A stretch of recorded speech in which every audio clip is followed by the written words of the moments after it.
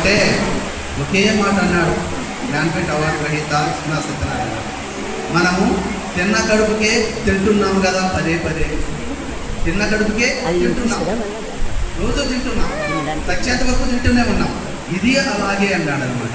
రామాయణం ఎప్పుడూ ఎక్కడ నిర్జీనం కానటువంటి అమోఘమైనటువంటి అద్వితీయమైనటువంటి రామ కథా రసవాహిని రామాయణం. అది రామాయణం యొక్క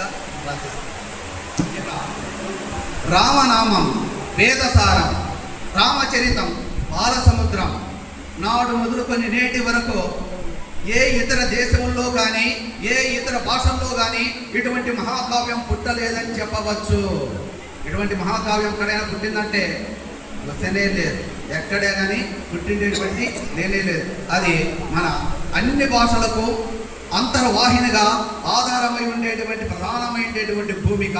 భారతీయుల భాగ్యమా అన్నట్లు హిందువుల యొక్క ఇలువెల్పోయింది రామాయణం. ఇంటి పేరునో వంటి పేరునో రామ కథ రసవాహిని గ్రోలన్నటువంటి భారతీయుడు లేడంటే మనము చెప్పుకోవాల్సిందే.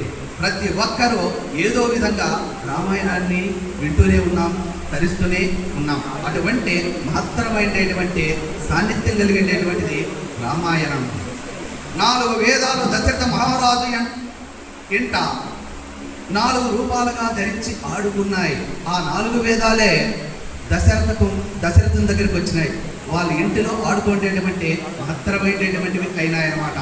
ధర్మం అనేటువంటి ప్రత్యక్ష స్వరూపంగా నిరూపిస్తూ ఆచరించేటువంటి యజుర్వేదమే రామ స్వరూపాన్ని ధరించింది. యజుర్వేదం రామ స్వరూపం యజుర్వేదమైంది.